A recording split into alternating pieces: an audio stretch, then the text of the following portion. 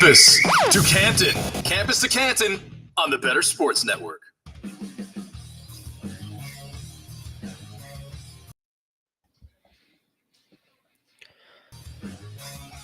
What is going on, everybody? Welcome to the Tailgate, Campus to Canton, part of the Better Sports Network. That is Nicholas Eon Allen. Below me is Alfred Fernandez. It's Colin Decker over in the corner. I am Matt Bruening. We're going to be talking all about championship weekend for college football. It was 2 great games last night. We have a ton of great games for you today. And if you want to join the BetterCast app, we are gamifying the SEC championship game today. Play our free contest during the Alabama-Georgia game starting at 4 p.m. Eastern. Watch the game, chat with fans, test your college football knowledge to win tickets to purchase authentic sports merchandise. We're going to talk some pregame questions here in a minute. We have pregame questions live. Download the free BetterCast app. Answer them now. So, Nick, we got some on Carson Beck, over under 265.5 passing yards. Dejon Edwards, over under 64.5 rushing yards. Jalen Milroe, 218 passing yards. Which team scores first? What is some of your favorite props to pick for the SEC championship game? So at first glance, I would lean to most of the Georgia unders, I think. Beck's been great. Edwards has been great. I see on here a Dominic Lovett, 62.5 receiving yards. I think under that would be where I would side with things. But, Georgia's, become once again the best team in the country in a lot of ways. Didn't look like it early on, but still they spread it around quite a bit. So I would go under maybe Edwards and Lovett, and wouldn't shock me if Beck comes in under that 265.5 either. Man, under on Beck and Lovett. Felix Sharpe is cursing somewhere in New York right now. Colin, you have any favorite picks for the SEC championship game? I don't. Not off the top of my head here. I am kind of with Nick on the unders. I think this is going to be a defensive battle. So maybe if you want to go with under in the game, as a 55.5, I don't feel strong about that one, but I think a lot of these passing props and in particular are probably going to go under. But like I said, I think it's going to be more of a defensive game today. Yeah, I agree with you. I just want to throw it all on red there and go which team will win. I'm going with Alabama. Alfred, you have a favorite pick? I kind of like Milroe overs in general, but I wouldn't probably do the over on his passing yards. I see that's what's listed here. So if anything, I would do more like total points or more of the rushing metric. Hard to do the passing yards. Which team will win the game? I mean, I think it's a very close game. So if you can give me plus money on Bama, I've done this for years. I did it 2 years ago and I lost. It's probably my Florida bias. I just want to root against Georgia. It's in my DNA. But I've been on Carson Beck under passing yards as well, kind of all season, and he continues to screw me as well. So I don't know. I probably should just lay off this whole game. I will say on the Milroe passing yards, and it could impact Roydell Williams as well. Jace McClellan's been banged up. Haven't heard a lot of real positive things out of Nick Saban this week. So will they rely on Milroe? I kind of like the Jermaine Burton over receiving yards. He's been coming on at the end of the season for sure. So I think that if we're looking for an over, that would probably be where I lean. But I do think that Milroe, especially if Alabama is shorthanded a little bit or limited, McClellan's limited, that I think they'll lean pretty heavily on Milroe and Burton as well. I mean, talking about Jermaine Burton's probably got Colin Stanley. Yeah. Right? I was going to say, I was a year too early. I was a year too early on Burton. It's finally happening. I mean, I think we were all like 4 years too early on Burton. But the thing with Milroe, and I know Georgia is by far the best defense that he has played in a decent bit here, but he's gone over 219 yards on all of them, except for one game. Well, he technically didn't go over the 219.5 against LSU, but then it was, I think, was it Charlotte? Whoever the FCS teams they played like 4 or 5 weeks back before they hit the LSU Tennessee games and Kentucky. He only had. Over under here is 55.5. That's not. Are you talking about rush yards? I mean, that's a decent number. So I think, overs. Holy crap. And we'll get to it. You meant over under points. Yeah, it's going to be probably. It won't be like super low scoring. Colin said he thought it might be defensive, but I mean, according to the bookmakers, that's not terribly defensive with the ball game. Yeah, I project under 53. Yeah, smash. Not a huge edge there, but lean under. Take any edge you can get. Smash the under. It's probably going to be the best game of the day. So I'm going to give you guys the schedule for what we're looking at today for the championship games, and we're going to talk a little bit about the two games that happened last night: New Mexico State versus Liberty, and then Oregon versus Washington was a really great game. I think it's probably going to end up being the best game of the weekend. You got Oklahoma State versus Texas kicking it off. Texas is favored by 15.5 points. Miami of Ohio versus Toledo. Toledo being favored by 8. Boise State 2.5 against UNLV, the number 1 team in the nation. Georgia getting 5.5 points versus Alabama. SMU versus Tulane at 3.5. Appalachian State versus Troy is getting 6.5. Number 2 Michigan 22. My goodness, I was probably going to happen because Iowa's not good. They are ranked number 16, and possibly the most interesting storyline coming into all this will be number 14 Louisville versus number 4 Florida State, who, if they win, is going to be making it into the college football playoffs, but might be playing their third-string quarterback and true freshman Brock Glenn, as Tate Rodemaker is currently listed as a game-time decision dealing with a concussion. So if we get that news throughout the show, we will definitely talk about that and how it affects that. The line went from, I believe it started out at 3, down to 1.5 now for Florida State. So the line is moving due to the news on Tate Rodemaker. But Nick, coming to you first, you are our resident just college football guru. You know probably a lot more than the 3 of us combined on this show. That includes like if Austin and Felix and them are watching, them included too. New Mexico State versus Liberty. Like I said, we were talking a little bit pre-show. I watched a lot of this game before Oregon Washington. It was a good game. It was a fun game. What were your takeaways from here? I mean, New Mexico State gets it done. He is a magician. 10 wins at New Mexico State. Yeah, well, I mean, Jerry Kill, just as a product of work this season at a place like New Mexico State, which is traditionally one of the maybe the hardest job in college football. I mean, certainly at the FBS level, they're on a very, very short list. And the job that Jerry Kill has done in 2 seasons, I mean, last year was miraculous to get that team into a bowl game. This year to 10 wins and a conference championship is just incredible. Came up short, and a big part of that probably was Diego Pavia, just the one of the more fun college football players in the country to watch. Went down with a sort of strange, looked like elbow injury.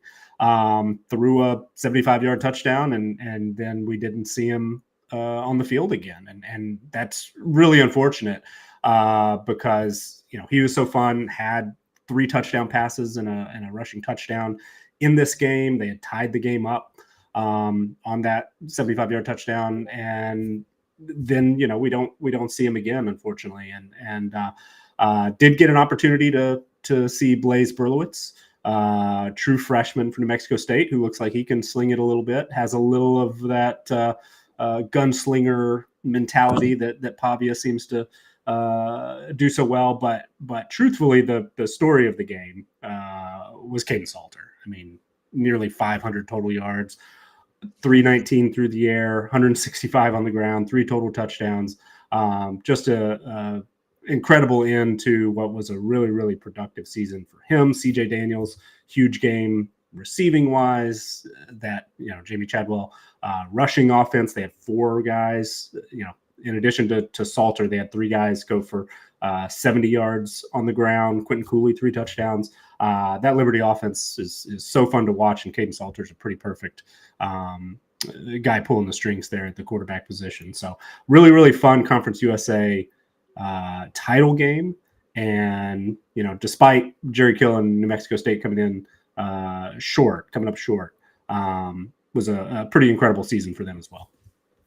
Yeah, I feel like when I sent that to you, I made it sound like New Mexico State won, and I apologize about that. That was more of the season that he has had. But yeah, I mean, congrats to Liberty going undefeated. Jamie Chadwell's first year there. Now there are rumors that he might be leaving Liberty for another school with all the head coach opening. So, going to be interesting to see what ends up happening with Liberty moving forward. Colin, massive game last night though. Number 5 Oregon versus number 3 Washington. Everything on the line for both teams. I mean, winner was assured a playoff spot. I think even if Oregon with the one loss won, they were getting into the playoffs, being Pac-12 champions, and kind of getting back the loss that they had earlier in the season against Washington. And everybody had picked Oregon to win by like 10 points. So that was the spread going into the game. Washington comes in, defense looked really good early on. They end up coming away with a 3-point win, 34-31. What were your overall thoughts on the game? Man, I thought that Washington was getting discredited a lot of what they did throughout the year. Yeah, they won a lot of close games, especially down the stretch, but they just kept finding a way to win, and I think that 10.5 was almost disrespectful.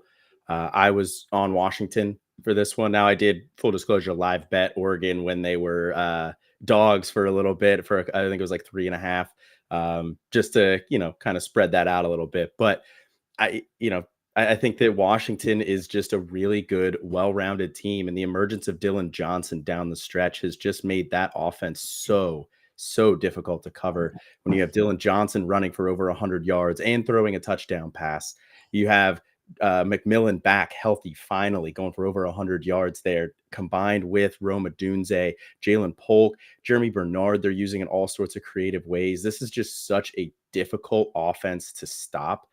And I saw a stat, it was posted on Twitter, that I thought was really interesting. Kalen DeBoer has been a head coach for 113 games. He's won 102 of them.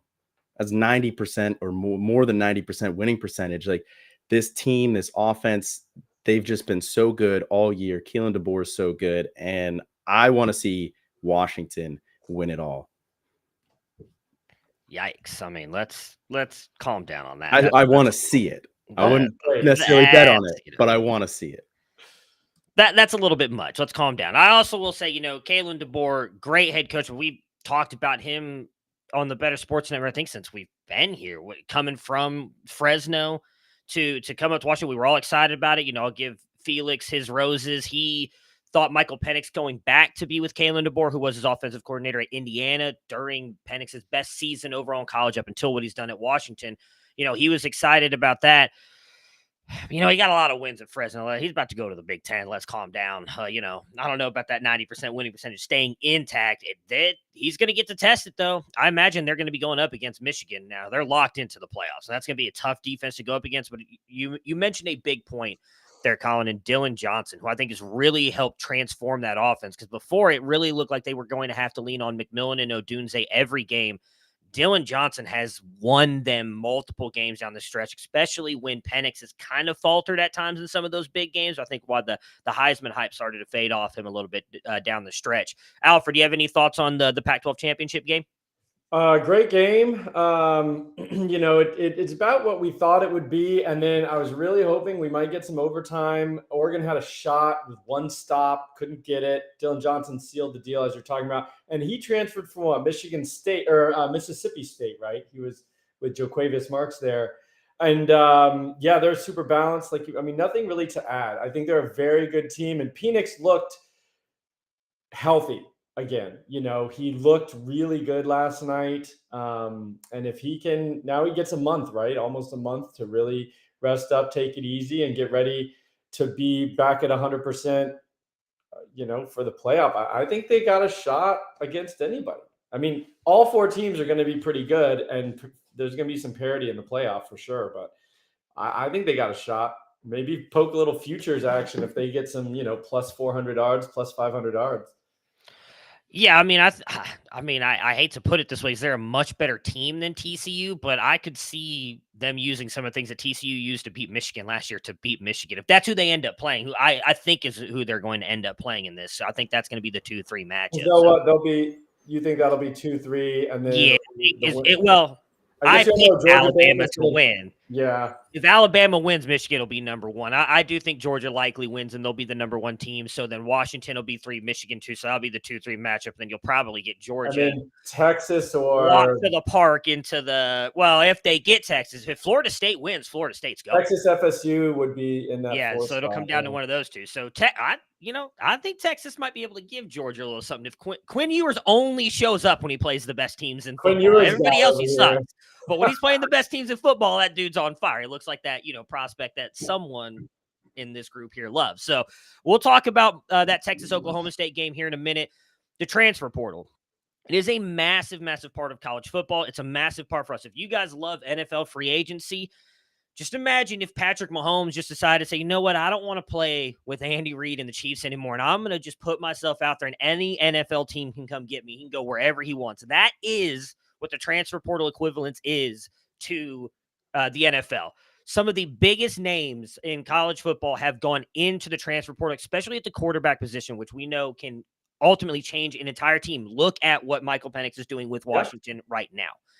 Dante Moore, highly rated 5-star freshman who was committed to Oregon. Then rumors of some NIL stuff gets him to go to UCLA. He is now in the transfer portal. Cam Ward at Washington State, a guy we talked about a couple of years ago we thought was going to be really good, had that bounce back year this year. Will Howard from Kansas State, Riley Leonard from Duke, and Grayson McCall from Coastal Carolina, all very good quarterbacks at the college level, have entered the transfer portal. Nick, what are your thoughts on just those guys going? Is there a favorite you have out of that group and where you might want to see them go?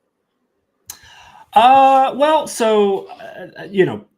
heard some things. Riley Leonard, right after he officially announced he was going in, there was immediate thought that it was a done deal for him at Notre Dame. There also have been some connections. It sounds like he has to Auburn that they were in the mix. Grayson McCall, somebody who was connected to Auburn last year. He entered the transfer portal briefly before returning back to Coastal Carolina. I believe he's making a visit, or coaches from NC State are visiting McCall today. That's kind of an interesting match if it works out like that. Cam Ward is really, really interesting. Washington State, of course, is got caught up in all of the Pac-12 imploding, and Washington State and Oregon State sort of left behind. It was announced officially on Friday that Oregon State and Washington State are both going to play, I believe, 7 Mountain West teams. So basically, I didn't hear that. Yeah, Cam Ward's going to be playing a Group of 5 schedule, or I should say Washington State, whoever's quarterbacking there.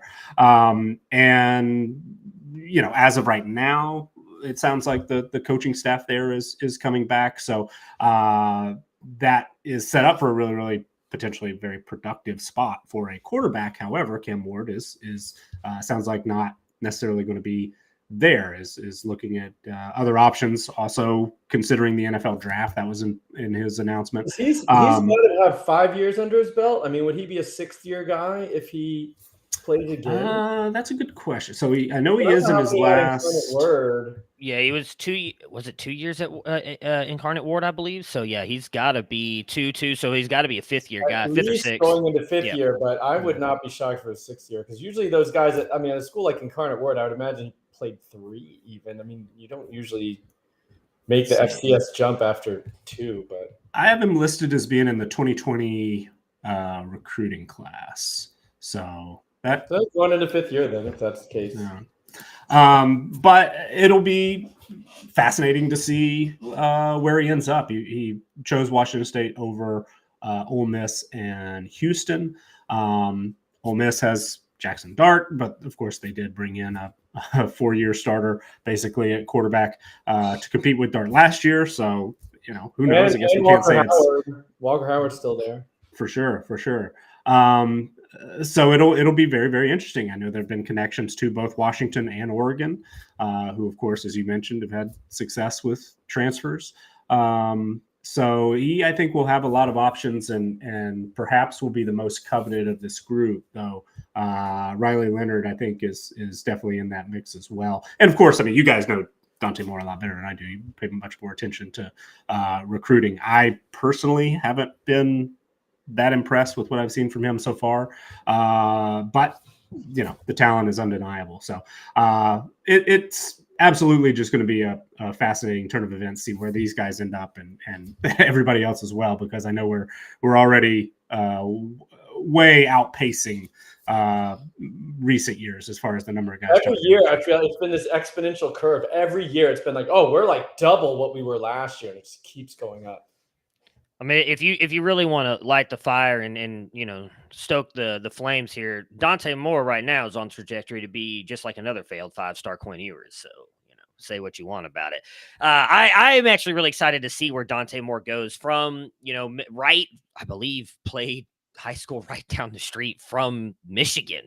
Mm-hmm. I don't know that he'll go there. I actually think Michigan State would be a great spot because of how much I love Jonathan Smith, but I don't know that he wants to go from UCLA to Michigan State. Maybe just wants to go back home. We shall see. We do have a question. Would you rather have McCall or Ward if you're Auburn? Both have kind of been linked there. I know I would probably want McCall. He has played with Hugh Freeze before. No, I'm sorry, but Hugh Freeze has used mobile quarterbacks like that. I'm sorry. Yeah, I'm thinking that's what I would who's say. at Liberty.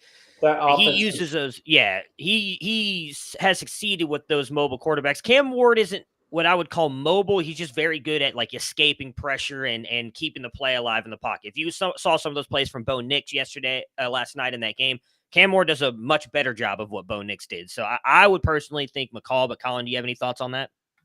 Yeah, I would lean with you as well for McCall if I am Hugh Freeze and Auburn. I think overall, if I, scheme independent and I'm just a school, I would probably rather have Ward. I think he does ultimately have a higher ceiling.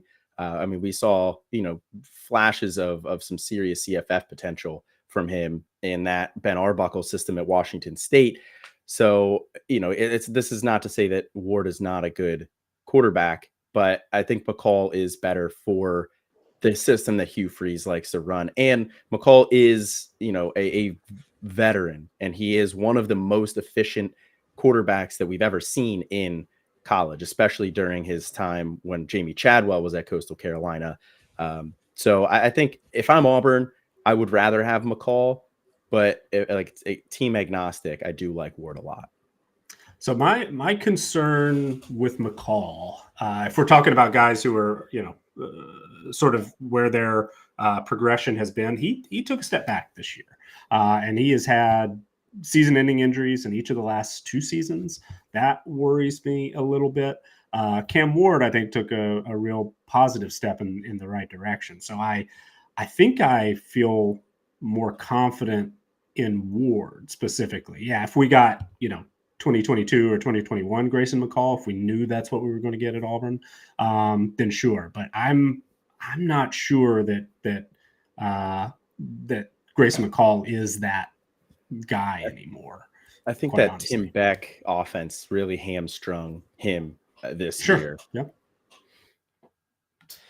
Drew Marco's asking in the chat, McCall entered the portal last year too, right? He did, and I think a lot of that was because he wanted to follow Chadwell to Liberty, but then Auburn approached him last year, but I think there was something Florida did with credits or grades that he could not.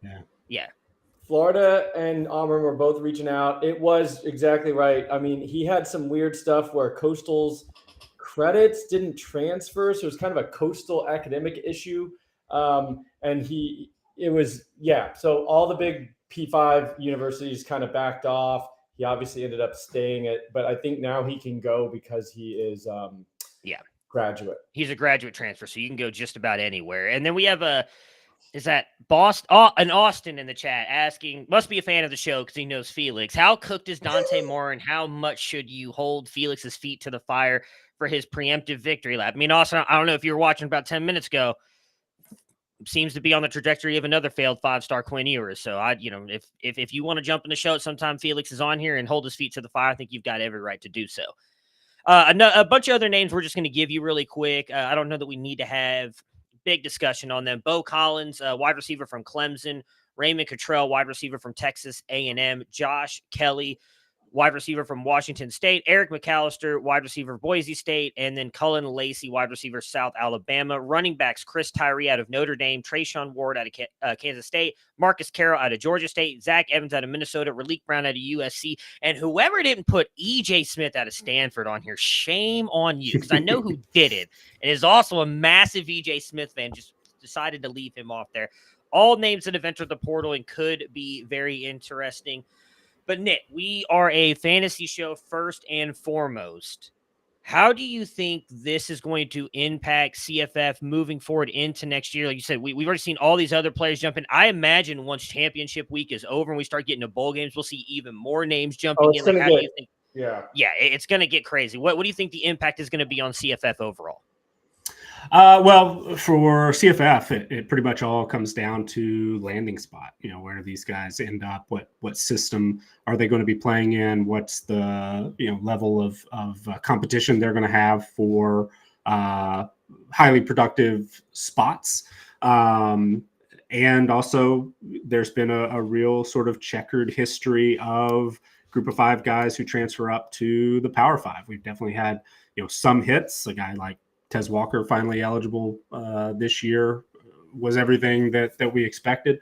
But we've had plenty of guys, fall short. And we've also had, players transfer to what looked like really, really productive opportunities who have, fallen flat. Dorian Singer was, top 3-4 round CFF guy most of the off season and really just sort of got lost in what looked like a pretty perfect fit. Looked like he was going to have an opportunity to be, maybe that next Addison, Jordan Addison Biletnikoff winner. He was stepping into that spot, right? And then just basically disappeared. So it creates a lot of opportunities for guys, and there are some really, really attractive options. But man, it's tricky and there are a lot of moving parts and it doesn't always quite work out the way we expect.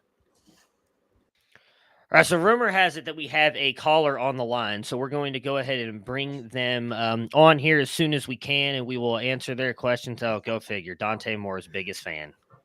Yes, caller. How can we help you? Who's I can't. Who are you? Tell us your name. Where you're calling in from? What do you love about college football? And who's your favorite host on the show? I imagine you're a big fan.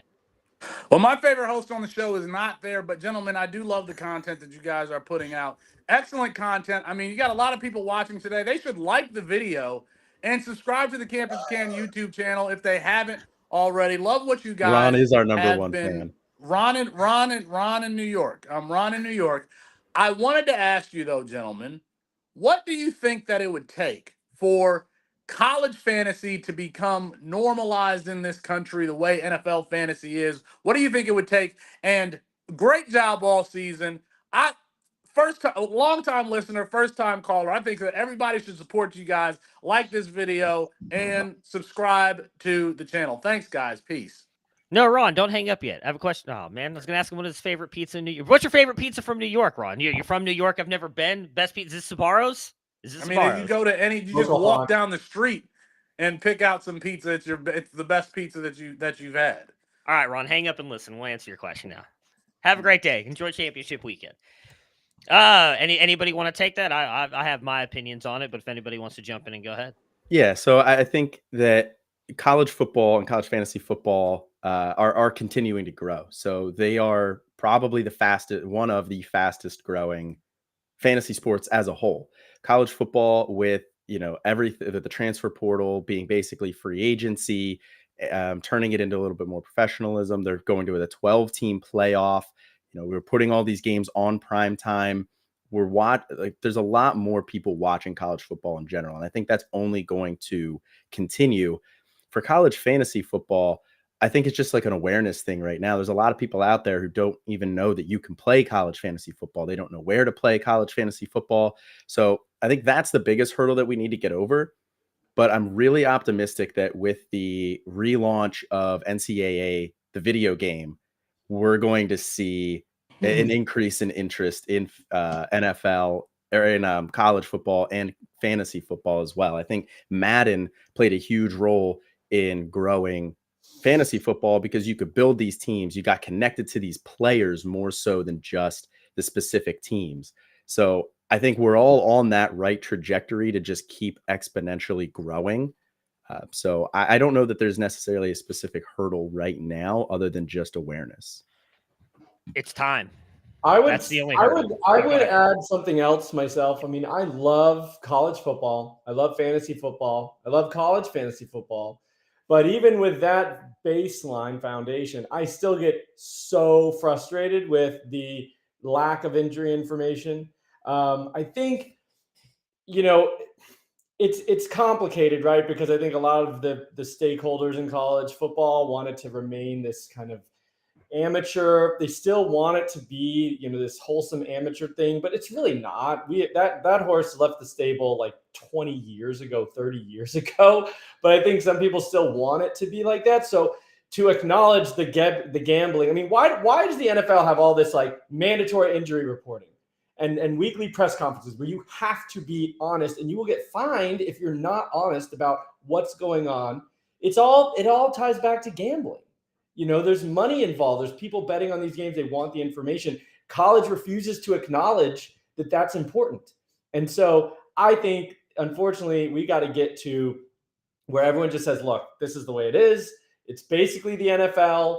And, in terms of the gambling aspect and the interest that people have in the sport, and they just need to make it a little more regulated on that front, because even with what they do at Fantrax and things like that, with like the ability to kind of do that auto sub situation, it's still it's uncomfortable to have like a major stakes matchup and you don't know until like kickoff if your guy is going to play. Like that's just, you can't do that. So I think that needs to change for it to really, the public consciousness to kind of embrace it a little bit more.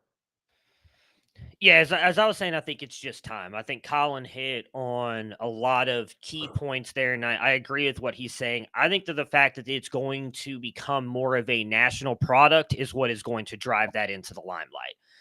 College football right now is viewed as a very regional game, and we get that. I mean, you can see my Ohio State stuff behind us. Most of us come from loving a certain school and getting ingrained in that, and you just fall more and more in love with college football. But it is considered more of a regional game. With these, whether people like it or not, the super conferences that are now coming down the road, the 12-team playoff, most years, some of the most watched games are the college football playoff games. And the crazy thing is sometimes you only get one good game out of those, including the national championship at times, but people are watching. With 12-team playoffs, that is going to put more eyes on more teams. People, as Colin said, are going to fall more in love with these players, more in love with these teams, and you're going to want to start watching the games earlier in the year. I think with the super conferences, we will get to see some better, bigger matchups throughout the year. There's going to be some downfalls for college football. We can talk about that another time with like what's going to happen to lower G5 schools and everything that get these paychecks for playing the big teams, because that may not happen. But I do think that that is going to be a massive part of it. And the NCAA game, I think, is also going to be there. And I'm glad Colin mentioned that. Because why do people love, for me, I'll just use myself as an example, actually. Why do I love playing fantasy football? Well, it was getting to do that stuff on Madden, like creating my own team, the ultimate team. You're falling in love with players you didn't know at the time. Like, oh, so now kids, now there's a Tyreek Hill. I don't watch the Miami Dolphins. If I live in Texas, I'm watching the Dallas Cowboys every week. Tyreek Hill's amazing. I want him. You are going to get to learn these players from schools all over the country that you may not know about from the NCAA game, which is going to make you care about them. You're going to start to care more about the players. It's going to drive you to wanting to play fantasy football or just watching college football in general, which is all that matters. And then, as Alfred said, I do think the betting part is going to be a big thing. A lot of people who play DFS or anything like that may slowly start to work their way into the college fantasy side of things because they like to play fantasy football, and they'll just say, hey, why not try one more thing? But you have to get a big company willing to do that. Right now, because of everything that's going on with the NCAA, you can only play college fantasy football on one platform, and it is Fantrax. If that expands to an ESPN, a Yahoo, if MFL adds it, Sleeper adds it, Sleeper has college football betting on their app right now, that will also just drive awareness, like what Colin was talking about, which is then just people will get curious and say, oh, hey, fantasy, why not? Why not try? Because that's typically how people get involved in fantasy football. So let me just dip my toe in and see, and then you end up falling in love with it. That's why IDP has risen the past couple of years. Devy has passed IDP, in my opinion. That is just going to continue to change. I think that it's only time, and I honestly think next year we will see a massive boom in it because of not just the NCAA game, but these new super conferences and the 12-team playoff, you're going to see a massive rise in college football. Any thoughts, Nick? I mean, you guys hit on pretty much everything that I would add. There probably still is an awareness issue. I mean, I started CFP Winning Edge 5-6 years ago now. I had no idea college fantasy existed until at least more than a year into that. Started a podcast with Scott Bogman, and he was like, "Oh yeah, playing college fantasy." I didn't even know it existed, and college football is basically what I do all day, every day. So there still is a little bit of an awareness issue. I mean, I think it was Matt Berry one night, whether it was a game he was calling or a college football final, but he said, "Oh, if college fantasy existed, so and so would have such a huge day," and it's just like, yeah, this does exist, and a lot of people play it, and it's tons of fun, and it definitely, I think, has helped what I do. Certainly, just playing college fantasy has helped me to sort of craft some of the numbers that I work with. It's definitely helped me keep my mind engaged in different ways than prior to when I was prior to getting into it. But I think it's only helped what I've done, just not only from an enjoyment standpoint, but from a day-to-day standpoint as far as what I work on as well.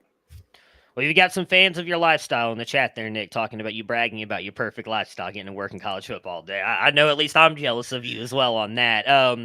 And Austin throws something in there, too, that is very intriguing. I do think would help blow it up as well, that Underdog and other best ball formats have exploded lately for NFL fantasy, allowing their things to just be best ball. So you just go in, you draft your team, and that's done for the year. I do think that, again, someone like Underdog doing that for college fantasy football would be a big deal, because it, again, just allows you to go in, start to learn a little bit more about the format, just draft best ball teams. And, even if you're just playing college fantasy and not C2C, which is what we kind of base all of our stuff on, that's still a massive win for college football and the college fantasy space. So I'm excited to see what happens over the next coming years. We are, though, going to go to a break. When we get back, we are going to jump in and start breaking down all of these championship games this weekend, starting with Oklahoma State versus Texas. Of the NHL games, I had a conversation with Coop A Fiasco yesterday when we were producing High Stakes, and he was talking about playing video games. And since he covers fantasy football, I said, "Hey, are you going to be getting the new Madden this year?" And he goes, "Yeah, I don't really play Madden. I play NHL." And that tells you, and it really does, that I do feel that the NHL game is better than Madden. I feel like Madden is overrated. The NHL game is so realistic. I don't know if you guys saw the trailer and all the new additions that they added to this game, but it really looks good. I tried finding all the games that I had of NHL, and I thought I had a lot. I only have 4 of them, and that's because I used to live with my my roommate and good friend who got me into hockey, and we would play most of it in his house. So he has most of the games, but I do got 21. There you go. I got NHL 18. We got Connor McDavid up there. NHL 12, I think, was the start of the new consoles for me, but the big one, the holy grail of NHL games, NHL 94 for the Sega Genesis, right there. Look at that. Look at that beautiful cover. Look at it. Looks like a VHS tape. That's how good this game was. Now let me stop you right there. So people, VHS tape, if you don't know, it's this like rectangular black plastic with the magnetic tape on the inside. Tape's this big. You put it in something called a VCR. For a little while, there was something called Beta. It didn't last too long. Look at this cartridge. I mean, they're not cartridges anymore. They're either discs or those little memory cards. But man, that thing is thick, right? And you don't even need a cartridge or a disc anymore. You can buy the digital version. And then you got Ron Barr on the book. I mean, he used to be always in the intro telling you about the team and what was going to be happening in the game. So NHL 94 is by far my favorite game, sports game. I love that game.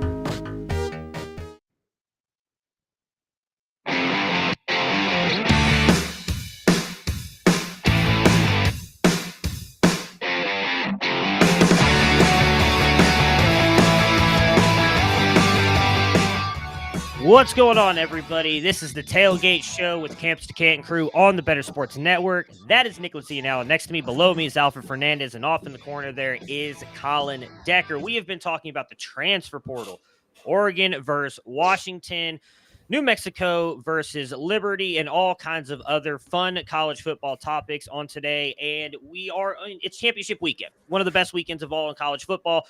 And the Better Sports Cast app is gamifying the SEC championship game of Alabama versus Georgia, which kicks off at 4 p.m. Eastern. Watch the game, chat with fans, test your college football knowledge to win tickets to purchase authentic sports merchandise. The pregame questions are now live in the app, so download the free BetterCast app and answer them now. It is available on Apple and the Google Play stores. No purchase is necessary. It is always free to play. I do have one more question I want to throw to you guys real quick before we get into Oklahoma State, Texas. I missed this in the chat. I saw it here during the break. Colin Kelly asked your thoughts on Will Howard. And Colin, I'm going to come to you first. He entered the transfer portal. I think probably because of how good Avery Johnson looked at times. He was a guy we were a fan of. We had him on our National Signing Day coverage last year. Dual threat quarterback. Going to be very interested to see what he does. But what are your thoughts on Will Howard entering the transfer portal? You have like a spot you like for him? Thoughts on possibly his NFL future? Yeah, I mean, I don't know if there's a foregone conclusion that he's going to go to another place. Like, I think he's still contemplating going to the NFL. And I think this is a difficult year for that because it's a very loaded class with a lot of 50-year guys like Penix, Bo Nix, Daniels, tons of 50-year guys. So I think at the end of the day, he will ultimately come back to college and need to find a location. I think there's going to be a lot of schools out there that'll be interested in him. He's a veteran guy. He's been in the college football for a while. He had a nice year this year, 2,600 passing yards, 24 touchdowns, 350 yards on the ground, and another 9 touchdowns. So he, I think, is a very veteran guy who can lead a program. And the types of schools that are going to be looking for a guy like that, your Michigans, your Notre Dames, Florida States, I think those are probably the caliber of teams that are going to be looking at a guy like Will Howard, because I think he's one of the better quarterbacks in the portal right now. So I think he's going to have plenty of suitors. But I would probably, if I had to pick one specific spot that I think he'll end up, it's probably going to be either Notre Dame or Michigan. Riley Leonard, if he doesn't go to Notre Dame, if he goes somewhere else, then I think Will Howard would be a natural fit there. But I think Will Howard would be a good fit at one of those schools. And that hurts me as a Penn State fan because I do like Will Howard, and I do not want to see Michigan get a better quarterback. Yeah, a guy like Will Howard, and with Iowa might be making some changes here on offense, and I feel like they're not going to get some flashy guy, but I feel like a Will Howard at an Iowa.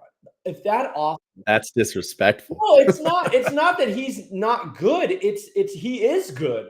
And if Iowa could get an offense that's even, not the worst in history, like that team could make the playoff. I don't understand why they can't just say, let's overhaul this offense, do the same stuff on defense. That team could be a contender.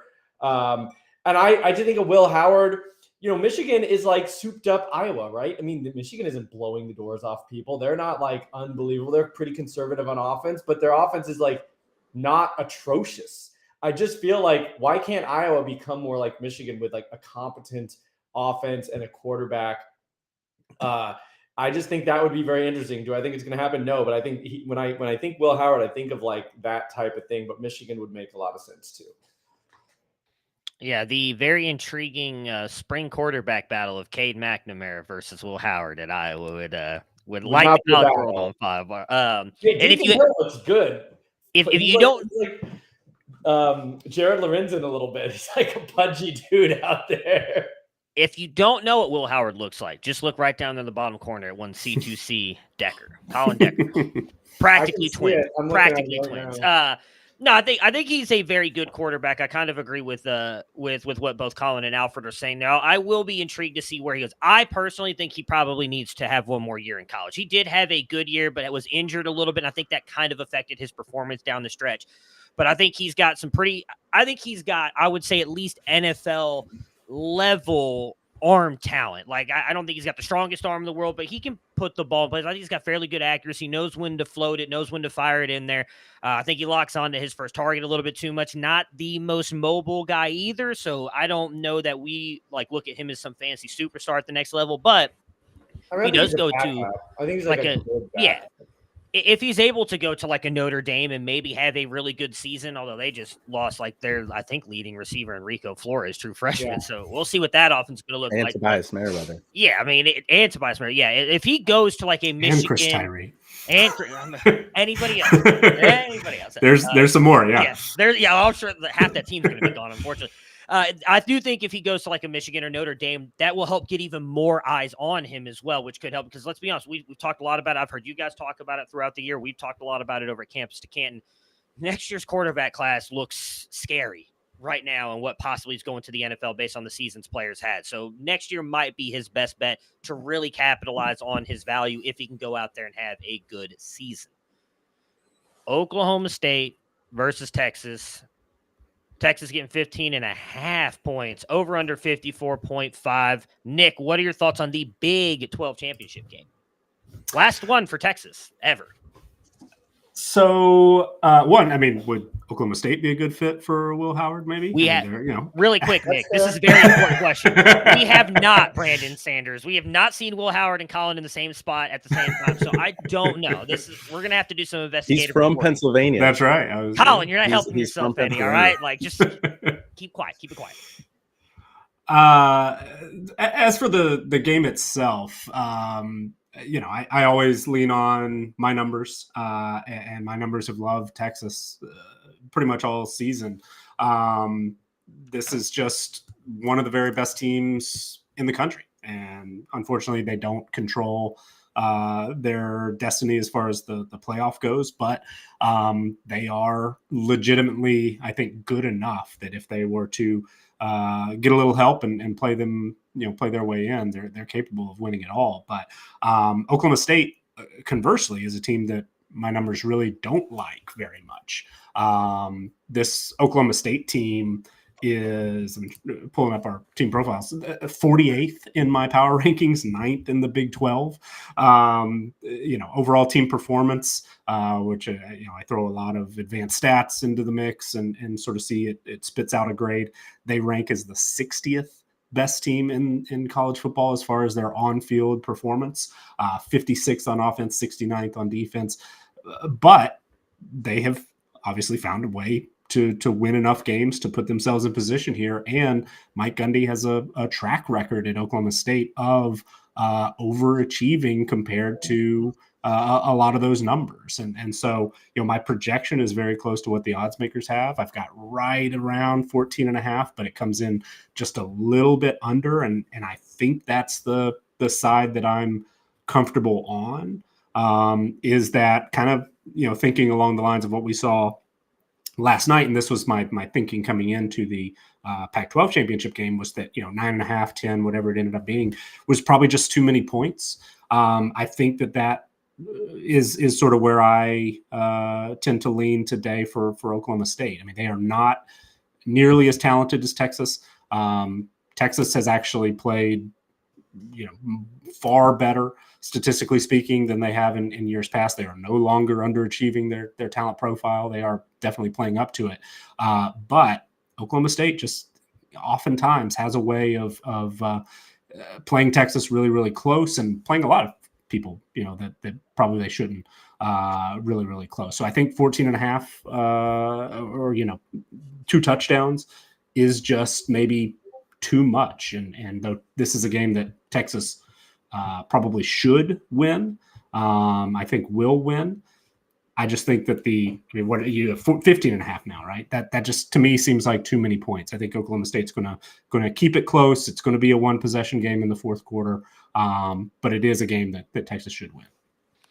Yeah, I mean, you said Oklahoma State's finding a way to win. They're doing that on the back of Ollie Gordon here. I mean, Ollie Gordon, was criticized by his head coach earlier in the year, and then I think it was after 4 games, comes on and then just kind of really had a great rest of the season. Some of his props right now, he's sitting at over under of 103 18.5 rushing yards, 18.5 receiving yards, 125.5 rush plus receiving yards, and a fantasy score of 20.5.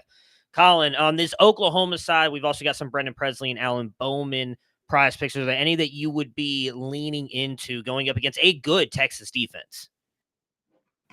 Yeah, like you said, this is a very good Texas defense, and I like Ollie Gordon. He is the staple of that offense. He's the country's leading rusher right now, over 1,500 yards rushing.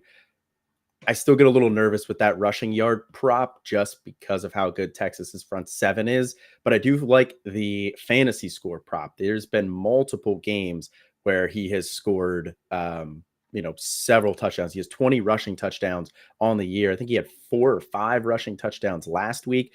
If Oklahoma State is going to score, then I think it's going to be on the back of Ollie Gordon. So I think he could very easily have 2 touchdowns in this game, and then you only need like 80 yards combined for him. So I do like the fantasy score.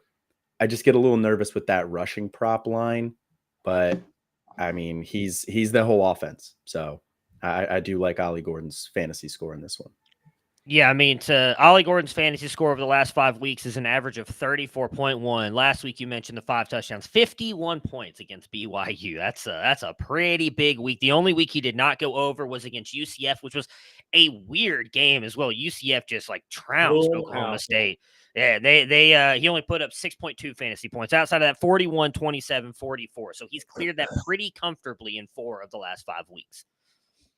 Alfred, what are your thoughts on the Big 12 championship kicking off at noon Eastern? Yeah, I think it's actually one of the bigger mismatches of today.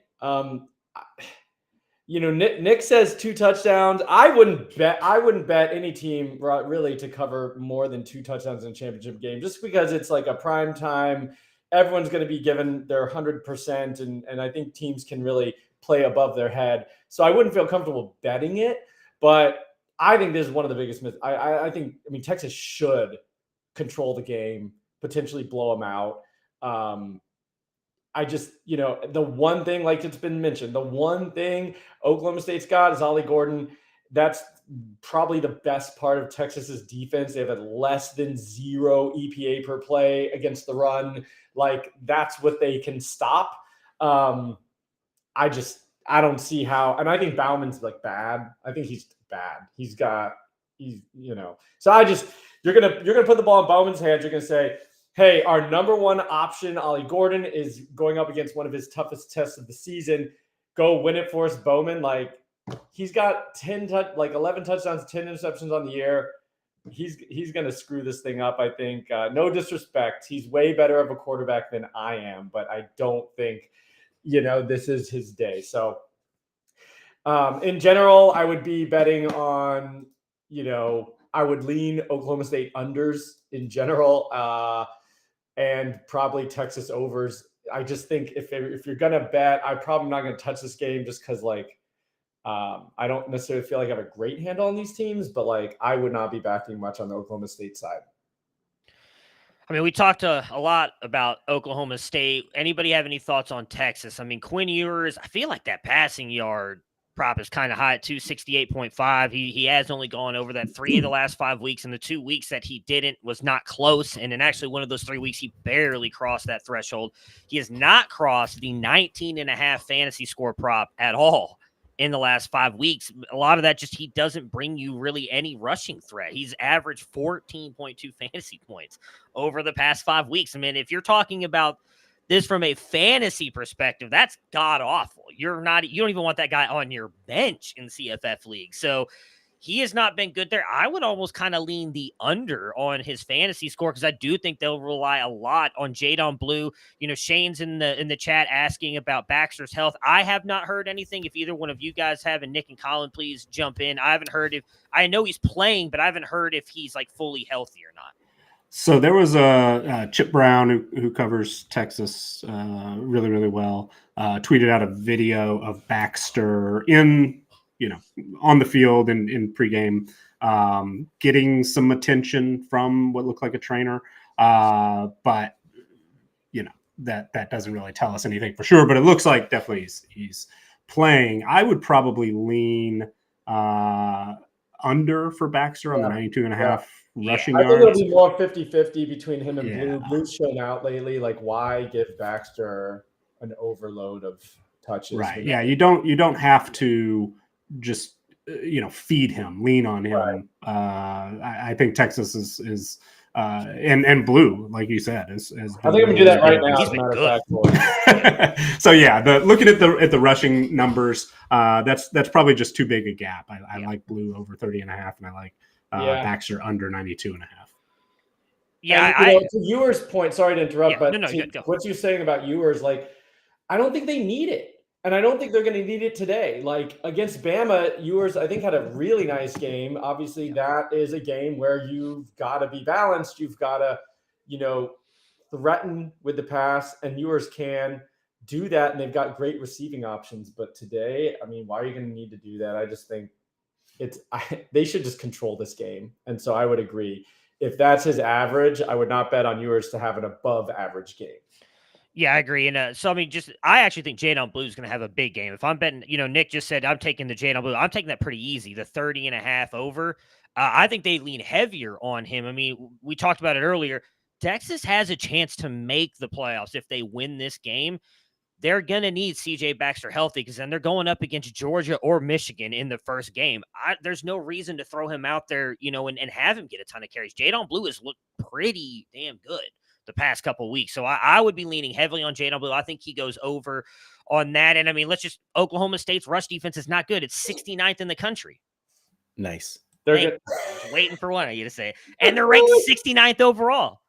Nice. Thank you. So wow. I am all in on Jadon Blue. Some of the other big ones, I mean, Xavier Worthy, who, has a realistic shot, I think, in this Big 12 championship game. And if Texas makes the playoffs, to really kind of help his draft stock. I think it's kind of talked about him maybe being a round one guy, probably round two because of the hands. He's sitting at 74.5 receiving yards, a fantasy score of 15.5. You got Jatavian Sanders at 39.5 receiving yards. Colin, any of these really stick out to you before we pick the game? Man, players like Xavier Worthy are so hard for me to bet their props because he's the type of guy who could catch a 60-yard bomb and get 2/3 of that receiving prop in one play. And then he only needs a couple other yards. And then that obviously helps out that fantasy score as well. But if he doesn't catch that, then he's, probably not going to hit that. He's a big play guy. I think, we've talked about it a couple of times on a couple other different shows. I think he's very reminiscent of Will Fuller, where he's the type of guy who's going to take the top off the defense. He's a threat to score anytime he has the ball.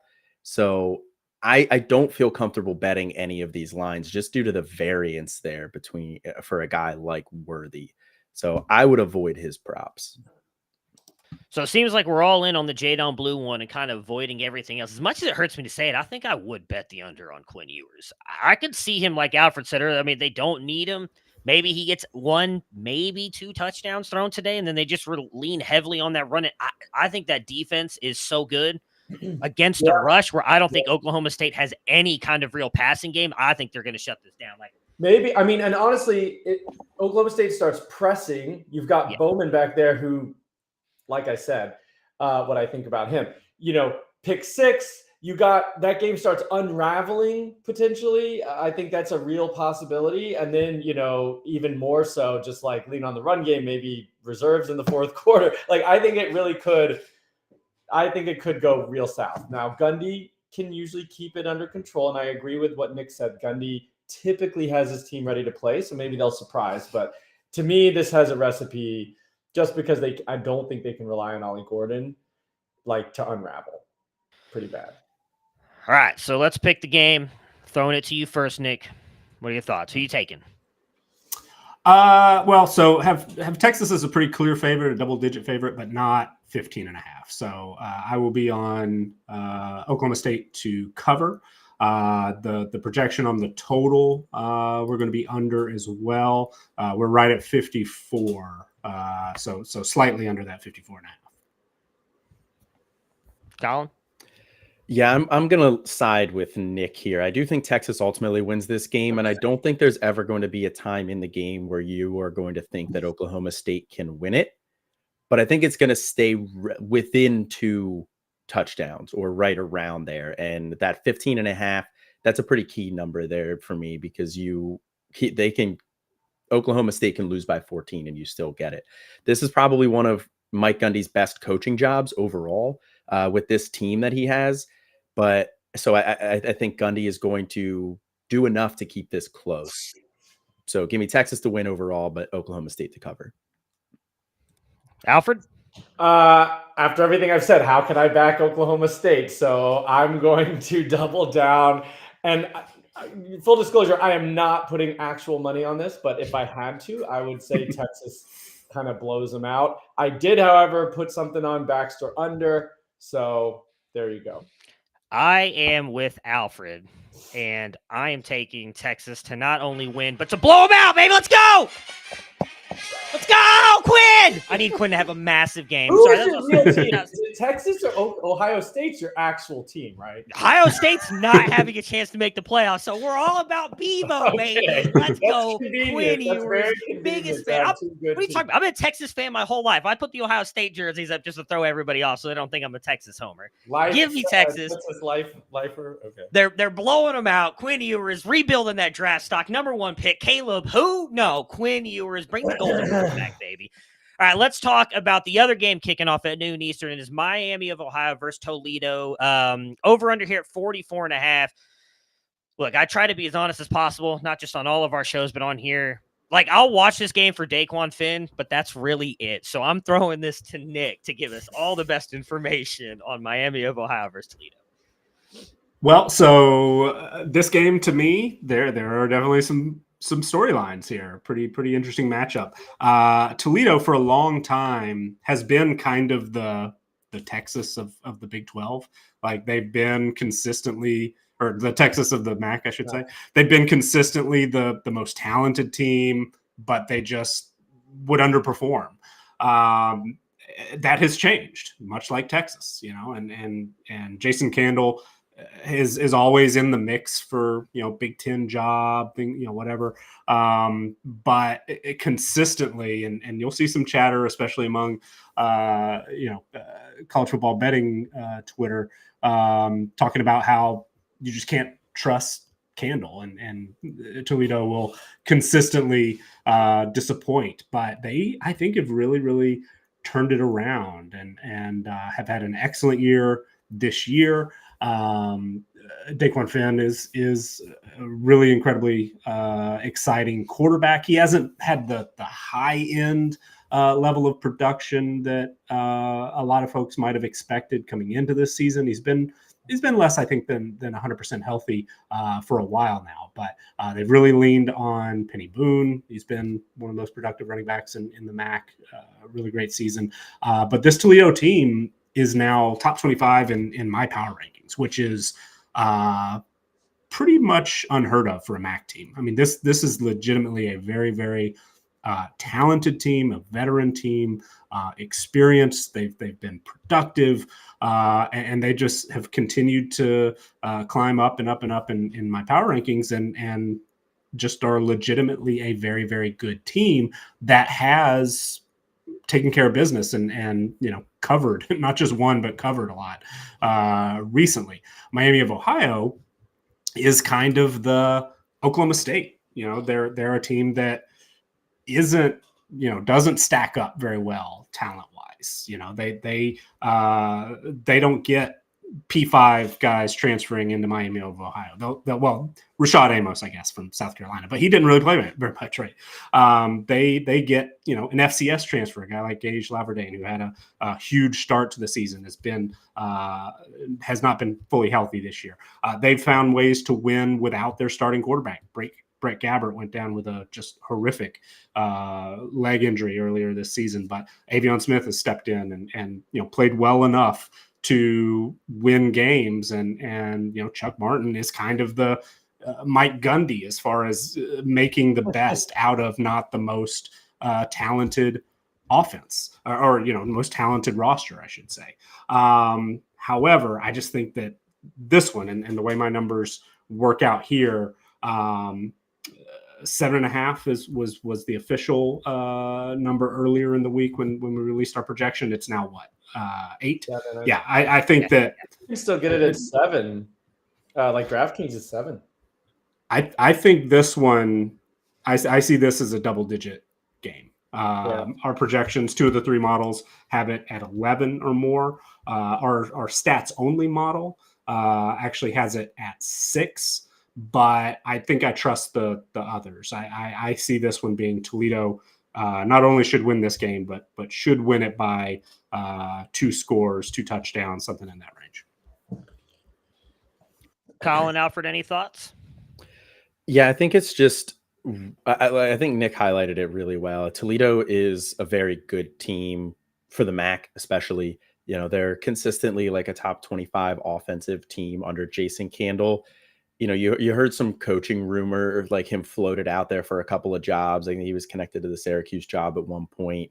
You know, you heard maybe some rumblings that he could have been in the mix for the Indiana job. So, but I haven't heard anything lately. So it sounds like, you know, he's probably pretty focused on this game. So you can kind of take the distraction angle out of it. And I think Toledo is just a better team than Miami of Ohio overall. I think Miami of Ohio's biggest problem is they're too one-dimensional right now with Brett Gabbert being hurt. I don't really trust the quarterbacks, Avion Smith, to be able to throw the ball. And so if Toledo can just load up against the run and try and stop Avion Smith and Rashad Amos, I don't see very many paths to Miami of Ohio winning this game. And, you know, our friend Felix in the chat here, friend of the show, Chuck Martin, you know, he's done a phenomenal job there, but I just think it's going to be too much for him to overcome in this one. Yeah, pretty much agree with everything everybody said. And Toledo's like good. I mean, I agree with Nick saying, you know, a top 25 in his power rankings. Their defense is real good, especially for the MAC. Of course, Miami's pretty good too, but the difference is Daquan Finn and the ability for Toledo to like really put some pressure on you offensively, whereas Miami, I don't think can challenge whatsoever unfortunately with Smith and his limitations as a quarterback. So yeah, I'd take I mean, honestly, this line should be 15.5. If Texas is like, this is another I like Miami. If we're talking about betting and things like that, I like Miami under. I think the line's right around 16 or 17, depending on what your total is, their side of the score. And I like their under. I was able to get under 17.5. I feel like that's pretty safe. And I parlayed that with Toledo to cover 7. So that feels decent. I think Miami's just going to have a real tough time sniffing the end zone. I missed the opportunity to add some context as far as power rankings go. Toledo is 25th right now in my power rankings, which, like I said, for a MAC team, I mean, usually the top-rated MAC team is like 50th. Miami of Ohio is 85th in the power rankings, so there's a big gap. I mean, they're just not without Gabbert. They cannot do much on offense. I mean, real tough. Yeah, I agree. This to me seems like a 28-10 type game. Sounds right. So we've talked a lot about Toledo's Daquan Finn quarterback, who I know he's phenomenal for us in fantasy and just an absolute stud at Toledo. I kind of want to see him go to a P5 team just to see what he does, because I actually thought he had a pretty good game against Ohio State. I think that was last year, maybe 2 years ago, but it was a really good game against him, even though Toledo kind of got crushed. And then, Nick, I know you were talking a little bit about Penny Boone. They've got some interesting player props on Prize Picks right now. Quinn at 108. I'm sorry. Quinn Ewers on the brain. Sorry. Daquan Finn, pass yards, 180 and a half, 27 and a half, rush yards, 1.5, passing touchdowns, 17 and a half fantasy score. And then they do have Penny Boone's rush yards on there as well at 110 and a half. Are there any takers on any of those? We also have a Deacon Hill 5 fantasy score on Prize Picks. So I kid you not, and this is probably a bad bet, I got it at 4.5 last night, and I just put it in a group of 4 because I was like, I just want to take a shot on it just to have some over, right? I did it over. Yeah, I think he can get to 5. I mean, come on, no, Michigan's good, but like it's just 1 touchdown, and you know, I think he could possibly get over. He's probably going to be like -15, but we'll see. I mean, that's what he'd need. 125 passing yards, no picks, no touchdowns. Oh man, well, I mean, touchdown obviously gets you there, but and negative rush yards. If he has a negative rush yard prop, that's I might look very at that much one in too. play as well. So that's a tough one. That's unbelievable that it's not even a lock to go over. For Finn though, Yeah. I think 27.5 is low for that rush total. I know Miami of I agree. Ohio does have a pretty decent rush defense, but Daquan Finn is the type of guy who could get that in one play. Yeah. So I like that over 27.5 rush yard prop for Daquan Finn, and over 17.5 for the fantasy score as well feels pretty good too. Especially if is going to end up going over that in the rush yards, and maybe gets a rushing touchdown as well. So I like the over 27.5 rush yards the most, but I think the fantasy score over 17.5 is in play too. So that one jumped out to me as well, and I was considering saying that was the one that appealed to me the most.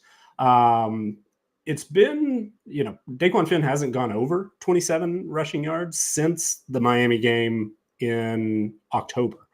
So he's Really? gone under the last 4 games. Had a season high outside of the opener against Illinois, 14 rushing attempts against Miami, which Toledo won 21-17 in Oxford. But he went for 34 yards on 14 attempts that day. And really, it's been a while since he's had any real rushing yardage game of note. Had 172 against UMass, but that's really kind of a major outlier. So I don't know. I feel much less confident in that than I did when I first just saw it at first glance. All right, so I think everybody else gave their picks. I'll give mine. I think Toledo wins as well, and by more than the 8 points. I agree with Nick. I think, Nick, you said you have them scoring by at least 2 digits. I think they're going to beat Miami of Ohio by 2 digits as well. Kind of a standalone game, at least for an hour, kicking off. Boise State getting 2.5 against UNLV, over under at 58.5. Nick, how are you viewing this one? This one I see is pretty close to a toss-up. My projections all have Boise State favored, but all by fewer than 2 points. So don't see a real big edge compared to the odds makers. Boise State has been a much improved team over the second half of the season. They've actually gotten a lot better once they fired Andy Avalos and really seem to have rallied around Spencer Danielson as the interim head coach. Keep an eye on him to potentially win that job, get that job full time. And then Ashton Genty back and looks as good as he had, early in the season before missing a little time with injury. So I like Boise State, I think, to win this one, but especially numbers wise, really don't see any edge at all to that one, but could see this one coming down, to a field goal one way or the other. And, just also UNLV, have to mention, just an incredible coaching job by Barry Odom. 1 year turnaround, 9 wins. I mean, I gushed about Jerry Kill and New Mexico State. UNLV's been a really, really difficult place to win for a long time as well, but has been a little bit of a sleeping giant, I think, in the Mountain West. And now we're really seeing what this program, potentially can do. Win it this year on their home field would be huge. Numbers wise and really personally, I don't have a major lean one way or the other, but it seems like Boise State is rightly favored, but UNLV's proved a lot of people wrong, myself included, a lot this year. Yeah, I mean, I agree with you on it possibly being a very, very close game. Coin toss. They've got a lot of interesting player props. I mean, Colin, do any of those stand out to you? It's hard for me to pick one that I'd really be. I don't feel as solid on those as I do the Deacon Hill over 4.5 fantasy points kind of things, but a ton for Taylon Green, Boise State quarterback, Ashton Janty, friend of the show, friend of the company, running back for Boise State, Prince Stratton, the wide receiver, UNLV's Jaden Miava, I think is how you say his name, probably butchered that, and Ricky White, wide receiver. A ton of props in this game. Any that you feel comfortable betting? Not really, to be honest. I think this is going to be a very close game. I mean, Ashton Jeanty has been an absolute stud all year. Obviously his lines are probably the ones that are going to get the most draw from fans just because of how good he is. But with that split between him and Helani, he has come out on the better side of that, pretty much every time. And I feel confident that he's going to in this game as well. But his rush receiving yards combo at 113.5, I think that's pretty high. I think that's going to be tough to hit. If I had to pick one, it would probably be his over receiving yards, over 29.5. I think just, Talon Green's not a great passer, might look to dump it off a lot. And Ashton Jeanty is a very good receiver. So the receiving yards over 29.5 is probably my favorite of the plays, but I don't love any of these. Alfred, do you have any player props or thoughts on this before we pick the game? I would agree. I actually just took Janty over receiving yards. I kind of like that. With McAllister gone, I think he was their best receiver. Janty's just been going off, and he can get that, like we've talked about with some other players. Worthy, I think you mentioned, one play can get half his total. Janty can get that in one play. One play, 30 yards. That is not a lot to ask. I think this is a pretty nice thing, and he's a weapon that they want to use, so he's going to get plenty of opportunities. I like that. Everything else, I mean, the Green unders, he's not that good. I liked him last year, but he's been real tough this year. So nothing else there. And then I think Mavia maybe over combined yards, because I think it might be a little bit of a get to be a bit of a loose game defensively. And so I could see that kind of going back and forth quite a bit. So, and Mavia is kind of the engine of UNLV, which another one, like New Mexico State, this is one of like the stone worst programs. And to get to 10 wins, Mountain West Championship, I mean, great job. Yeah, I think this, it's a game that won't be talked about a lot, and I don't think a lot of eyes will be on it. I think has a chance to actually be one of the better games of the weekend. So Mountain West Championship, Boise State getting 2.5 points against UNLV, or favored by 2.5 points. I'm going to take Boise State to win, and I think they're going to win by more than a field goal. I don't feel great about it, but I'm taking Boise State. So give me Boise State. Nick, who you picking? So this is a weird one because numbers-wise, I'm technically on UNLV to cover, but I'm on Boise State to win, and you don't often win games by 2 or fewer points. So I think Boise State's going to get it done and win, and that means they're most likely going to cover, even if the numbers I'm technically on UNLV for the plus 2.5. Yeah, I think the key thing is this being under a field goal, being 2.5. Like Nick said, you don't often win games by 1 or 2 points. With that in mind, I am going to take Boise State to win and Boise State over 2.5 in this one. I think they're just overall a better team. But like everybody's been saying, great job by UNLV and Barry Odom this year. I guess I got to do the same thing. I mean, UNLV's a young team led, I think, offensively, at least by a few freshmen backfield. And Mavi is a freshman, I believe, right? True freshman? Redshirt freshman. Redshirt. Okay. That makes a little difference, honestly. But, conference championship, Boise's trending in the right direction all season, really playing their best ball right now. So I think I would have to side Boise, but it should be a fun game. Really, really sneaky potential to be a very entertaining ball game. All right, we're going to jump to the Sun Belt Championship game, and I'm starting here because, unfortunately, I think this game is going to be overshadowed probably by the other two. I think SMU, Tulane, and obviously Georgia, Alabama are going to have more eyes on them, but Appalachian State, Troy has a chance to be a very good game. Troy is favored now by 5, over under a 52.5. Really, really good defense, and again, throwing it to the college football guru, Nick, what are your thoughts on Appalachian State versus Troy? Well, so obviously this week we've had a little bit of a different setup than we have for most of our shows this season. One thing that I've leaned on heavily when we've talked about picking games are when our 3 projection models all line up on a favorite to cover. Over the last 2 months of the season, we are 52 and I don't know. We're doing well. Details aren't important. Trust me. Can't read my writing here. Okay, here. Since week 6, 44 and 28 in that situation. So wow. I'll take that. Troy lines up in that scenario for us this week. It's the only one of conference championship games, but all of our projection models have Troy winning this by 9 or more.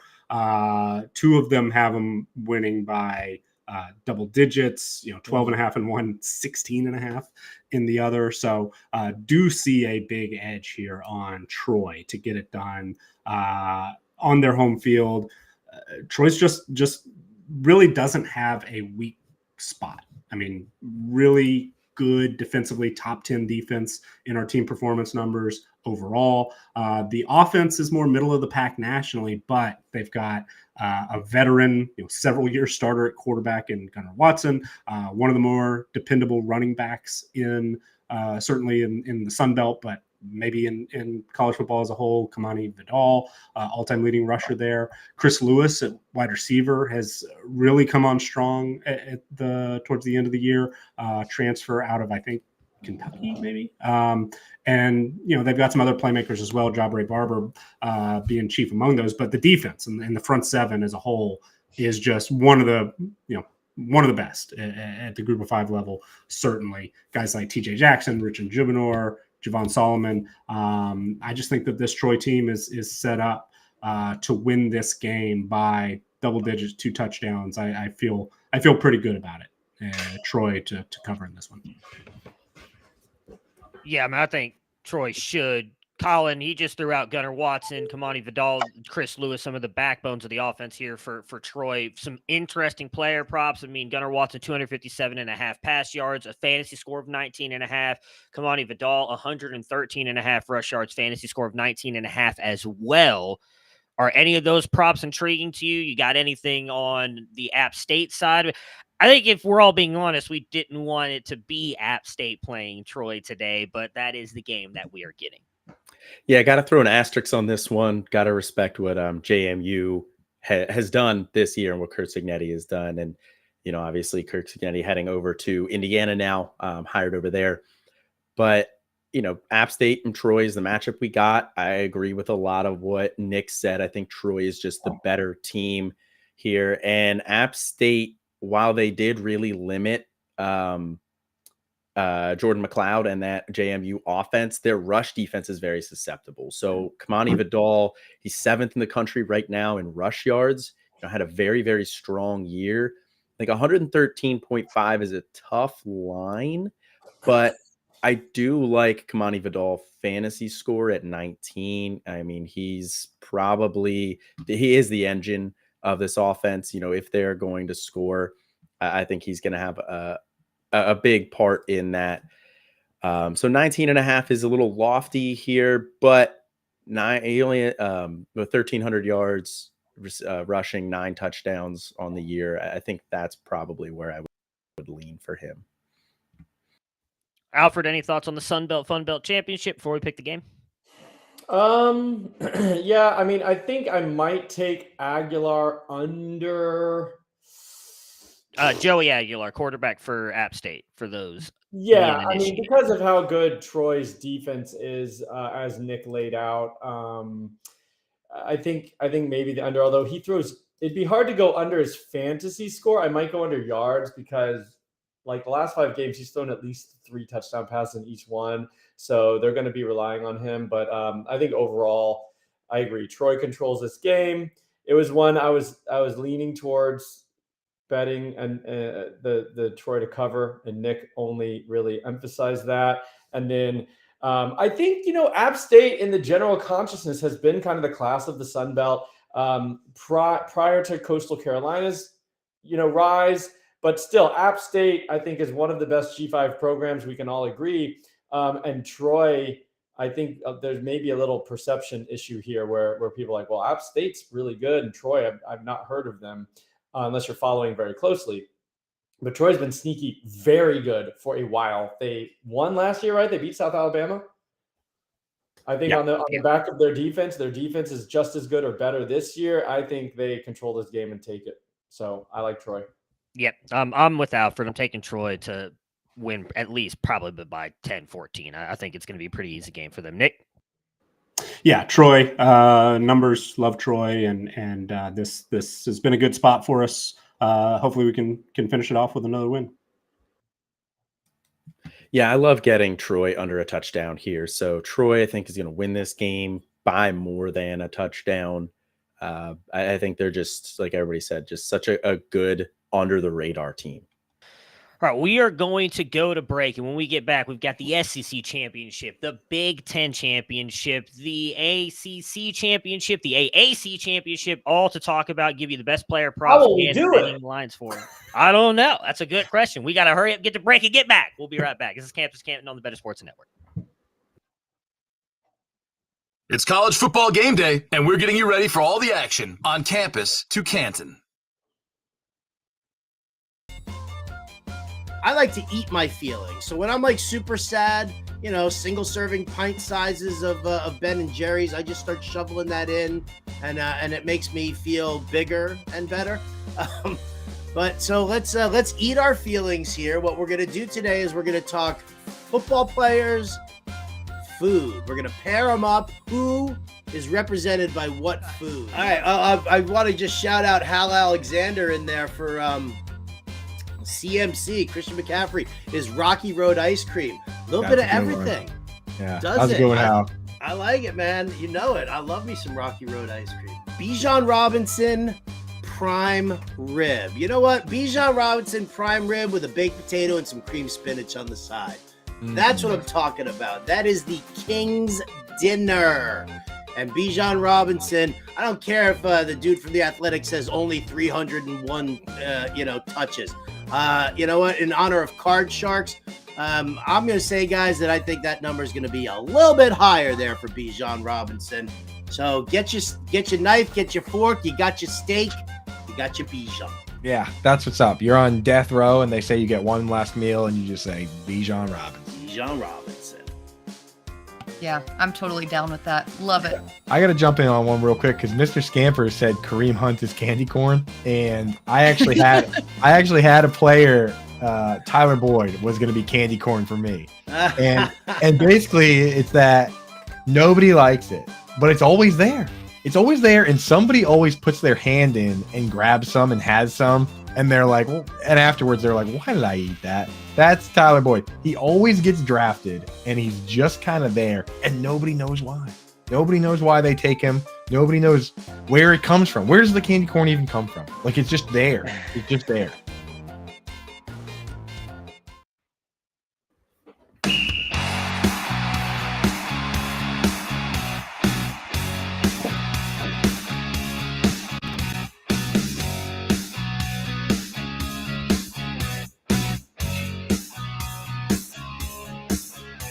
What's going on, everybody? Tailgate, Campus to Canton on the Better Sports Network. That is Nicholas Ian Allen. Below me, Alfred Fernandez, and off in the corner there, looking just like one Kansas State quarterback who entered the transfer portal, Colin Decker. We actually have some investigative reporting going on right now about that. We are talking about championship weekend, though, and you guys are going to want to download the BetterCast app. We are going to be gamifying the SEC championship game, Alabama versus Georgia. Might be the best game of the day. Kicks off at 4 p.m. Eastern. Watch the game, chat with fans, and test your college football knowledge to win tickets to purchase authentic sports merchandise. The pregame questions are now live in the app. Download it, answer them. Available on the App Store and Google Play Store. Nick, Colin, Alfred, and myself already gave you some of our favorite props in the game, so go in there and check those out. Jalen Milroe. I don't remember what we said about Jalen Milroe. Under on passing yards, and Alabama's going to win because I want chaos. That's what's going to happen. That is what's going to happen. We are now going to talk about the AAC Championship, the American. We've got what? Let's be honest. This had a chance to be a very good game. Had SMU quarterback Preston Stone not unfortunately gotten injured last week. Very serious leg injury. He is now going to miss the game. Michael Pratt, though, really good quarterback for Tulane. I think has some NFL upside. They are currently ranked, obviously beat USC in the bowl game last year. Number 22, they are favored by 3, over under 47.5. Again, Nick, what do your numbers say? Where are you leaning for this one? Well, this obviously everything changed with Stone going down last week, and it looks like, in my opinion, the market really kind of at first overrated, I think, the impact of Preston Stone's injury. Tulane is a very, very good team, and they win this game, probably expect that they're going to get that New Year's 6 bid again. But had Stone been available, I actually would have had SMU favored in this game to win outright.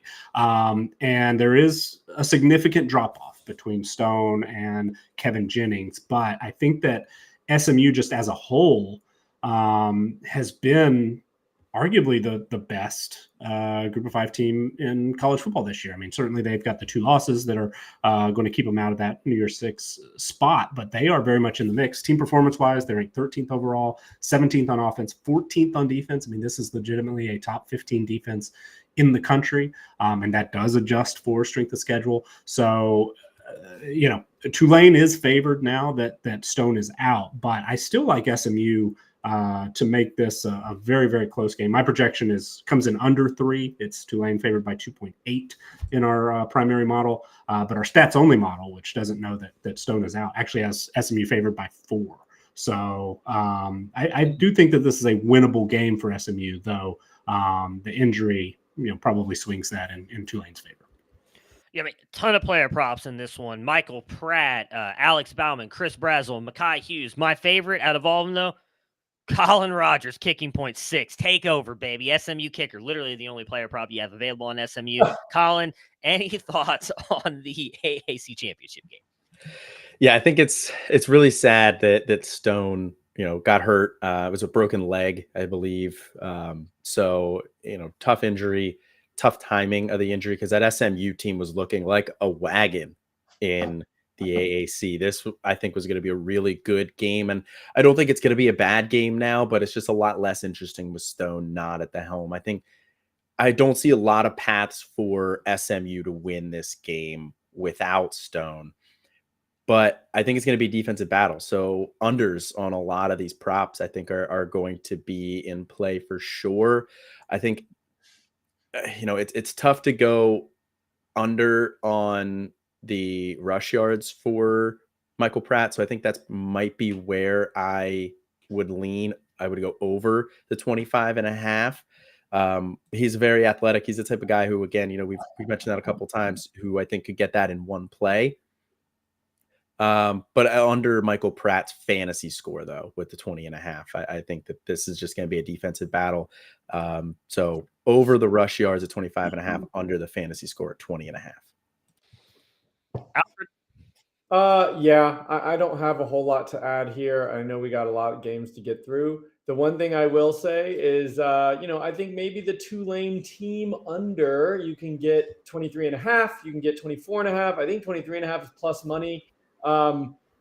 If you want to buy, the narrative street, SMU probably knows their defense is going to have to keep them in this game. They've got a good defense. They've got a defense that can do that. And I feel like Tulane, they don't blow the doors off people. They're fairly conservative on offense. They kind of just win games. I think that's pretty reasonable little bet there. So maybe that's what I would look for. Yeah, I only put one player prop in this game, paired it again with my favorite, the Deacon Hill one. And it was Michael Pratt's pass plus rush plus receiving touchdowns at 1.5. I think he can pretty easily get to 2 in this game, whether it's 2 passing, 1 rushing, 1 passing. I think Michael Pratt's going to have at least 2 touchdowns on the day, so I took that one. And I am taking Tulane to win.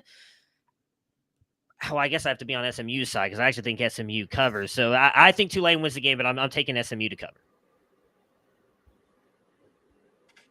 Anybody else? No, nobody else have any thoughts? I'm in that range too. Probably win the game, but I think you gotta take Tulane with no Preston Stone, but not left everybody speechless. I was just perfect analogy of the game. All right, let's go to the SEC championship game. One everybody's eyes are going to be on number 1 Georgia, favored by 5.5 points. I don't know if that has changed at all, versus number 8 Alabama, a completely different team than the team that lost to Texas earlier this year. Over under currently sitting at 54.5 and is now down to 4.5 for Georgia. Nick, what are your numbers saying? Any lean on this game? Well, so earlier in the week, this one, when it was 6.5, was setting up really similarly to the Oregon-Washington game, Texas-Oklahoma State, where my numbers agree that the team, the favorite is rightly favored, a legitimately solid favorite, but it was just probably too many points. Alabama at close to a touchdown, my numbers just couldn't get there. However, the market has really tightened around my numbers. The team strength model has Georgia by 3.8. The talent edge model has it by 3.1. The stats only, the Prism model is 5.5. So now we are seeing, both sides of the equation here. But this Georgia team, I've been skeptical of all year. The first 2 months of the season was not that impressed. Similar for Alabama, I suppose. But the month of November, against their most difficult opponents, Georgia has looked like the team that we've seen the last 2 years. That Missouri game, maybe is a slight exception, but that Missouri team is very, very good as well. So it's not like they just didn't perform. But I mean, the game against Ole Miss might have been the most impressed I've been with anybody this year. They were just at a completely different level. Georgia has been dealing with injuries, especially on the offensive side of the ball. They've had multiple offensive linemen miss chunks of the season this year. Brock Bowers, the All-American tight end, of course, has been missed last week against Georgia Tech. Is he going to be back? If he is he going to be 100%? I'm guessing he's going to play, but we'll see if he's able to be his normal self. Lad McConkey has missed some time. But I think that this Georgia team, assuming those guys are able to give it a shot and are going to be close to 100%, I still like Georgia, I think, to win. Alabama, very dangerous, very talented, as always. But this Alabama team still is not, as much as Georgia has been trending toward the Georgia of the last 2 years, I feel like Alabama still isn't quite the Alabama that we've gotten used to seeing over the last, decade plus. They're very talented across the board, but there's still a pretty big gap there. Georgia's, top 3 in my roster strength numbers. Alabama's 10th. Georgia's, playing like a top 3 team in team performance. Alabama's 7th. That's not a huge gap, but it's, I think, notable and shows that this really is it's not a coin flip. Georgia is rightly favored by more than a field goal.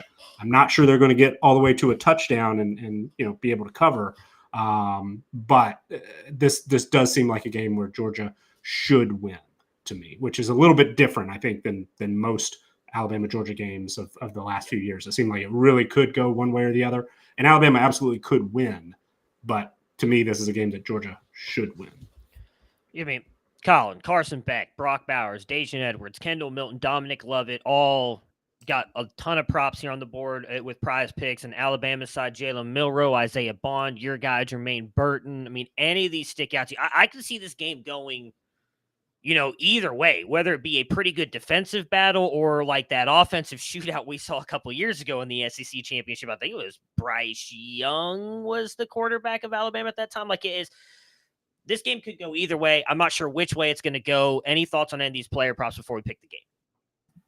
Yeah, so actually, as I've been looking into this a little bit more, I have one that I do really like, and another one that I do like a decent amount. And with this being the Better Cast game, you can hop in the chat there during the game. I really like Dajan Edwards under 62.5 rush yards. He's been under this in 3 straight. Kendall Milton has kind of come on down the stretch and has started to take over that backfield a little bit more. It's at best a 50-50 split, Edwards and Milton. So I do think this game is probably going to lean a little bit more on the defensive side. So under 62.5 for Dajan Edwards, I like a lot. Kendall Milton then over 55.5. I like. He's been over this in 4 of his last 5. Again, Alabama, pretty good rush defense. I think this is going to be a difficult matchup overall, but I like Milton more than I like Edwards. So Milton over 55.5 and Edwards under 62.5 rush yards. Alfred, bring it home. Thoughts on the SEC My turn. All right. So I just, I'm going to double down.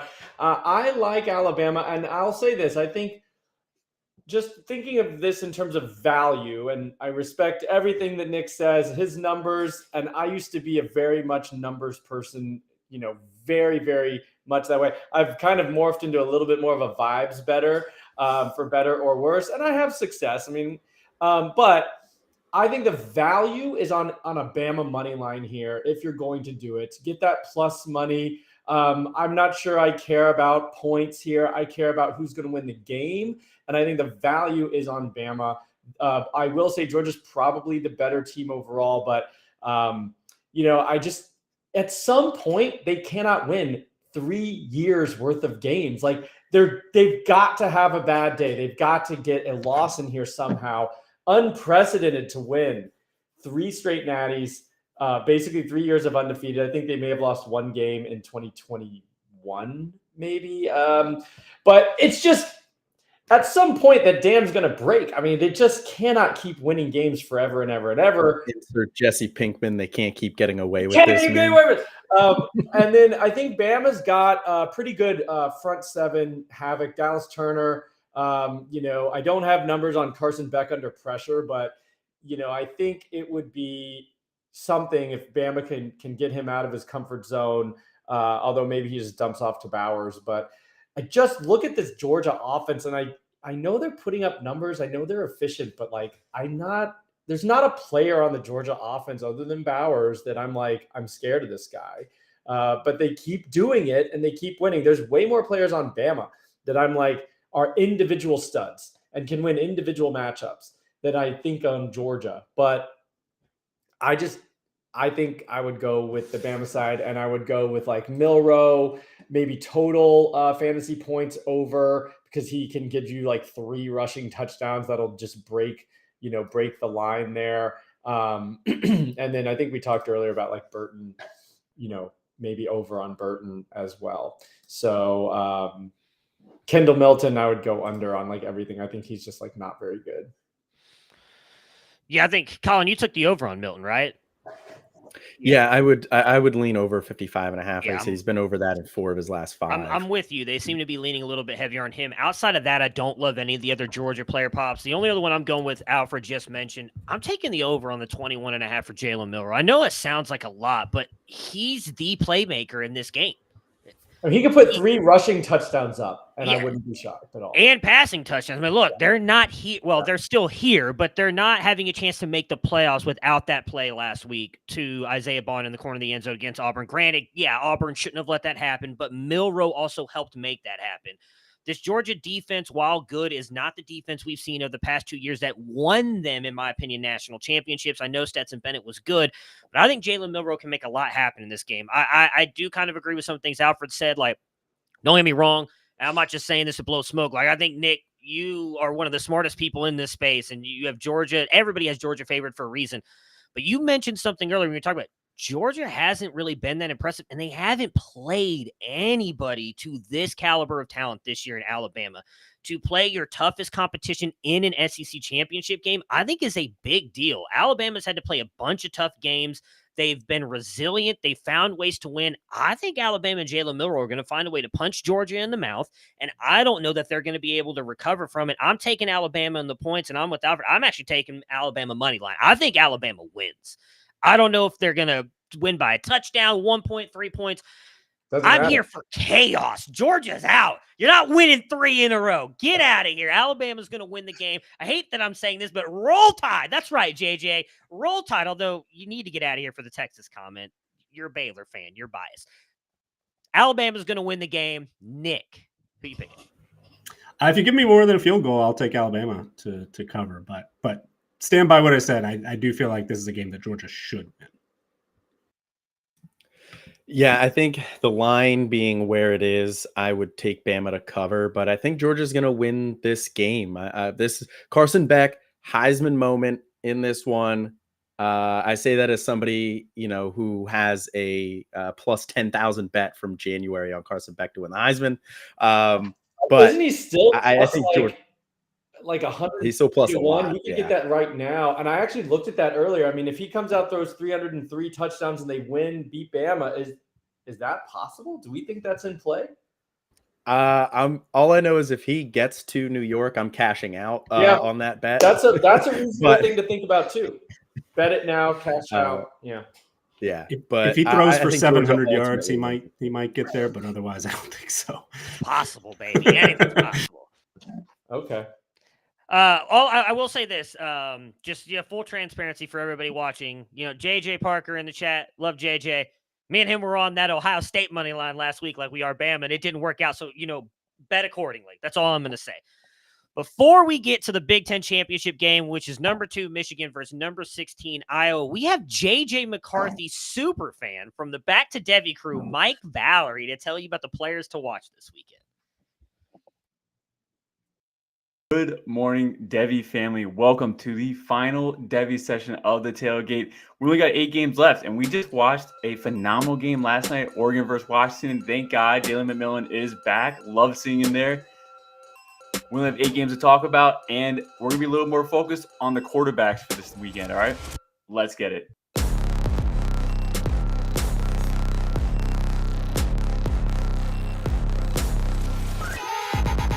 All right, let's start off with the very first game here. We have Texas versus Oklahoma State.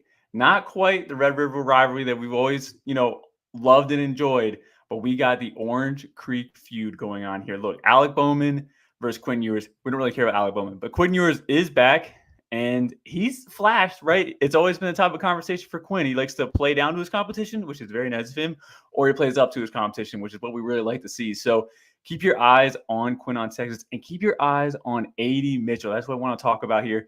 700 yards receiving on the year so far, 9 touchdowns. He's had like 2 big games, but he's really kind of been a little more consistent down the stretch here. But it's about time for another blow-up game. If he wants to go to the NFL draft and not be labeled a guy that's just for tools and that he's raw, which is going to hurt his price tag somewhat for the NFL draft, like he's got to put it together. And this is he's coming down to his days to prove it. But on the other side of the field, though, Oklahoma State running back Ollie Gordon II, he's been kind of slowing down these last couple of weeks. No one's really talking about it, but he's been slowing down. I mean, he's yards per carry the last 4 weeks, 4.9 yards per carry against BYU, 6.6 against Houston. That's great. 2.1 versus UCF and 4.2 against Oklahoma.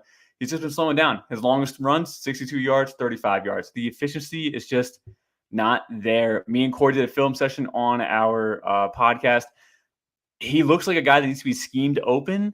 He doesn't really do well when he's just stuck in the pocket, can't really drive a pile, struggles with vision, can't create on his own.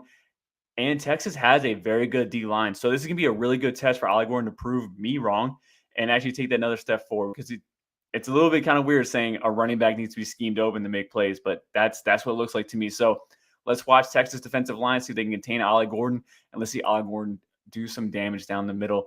Heading over to actually a G5 competition here, Boise versus UNLV. Ashton Jeanty, running back for Boise, leads FBS in receiving yards among running backs by a very wide margin with 546 receiving yards. He's been kind of decent running, right? You look at the raw stats, not too much. But unlike Ollie Gordon, he's been coming on strong down the stretch with his last 4 games. Actually, not last 4 games. Since week 6, he's had over 7 yards per carry. He's a name to watch for the transfer portal. And I'm not really sure if I want him to hit the transfer portal. I'd rather he just dominates G5. G5 guys do get drafted day 2. It's very rare.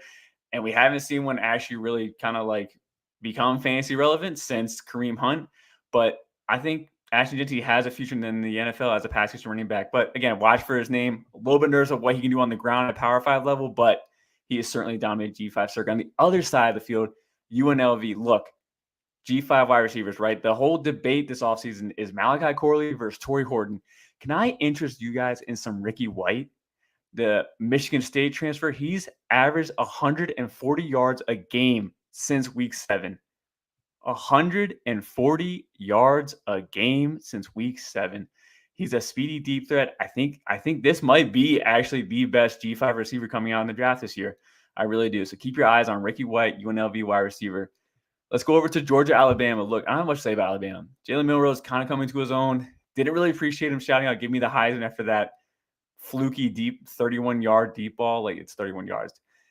The running back room, it's still muddled. Like, I don't know, Chase McClellan. It's kind of hard to say that it's not a disappointing season. It's been disappointing. Like, let's be real. It's been disappointing. I don't really feel confident as an NFL draft stock. He's supposed to be the super athletic running back. He looks very ordinary on the field to me with really nothing special. But I want to talk about the Georgia side of the ball here. Carson Beck has been coming to his own down the stretch. At Camp Skin, we've all been kind of fans of Carson Beck at the start. A little bit shaky in the beginning, not really comfortable, but he's been phenomenal down the stretch here. Really great.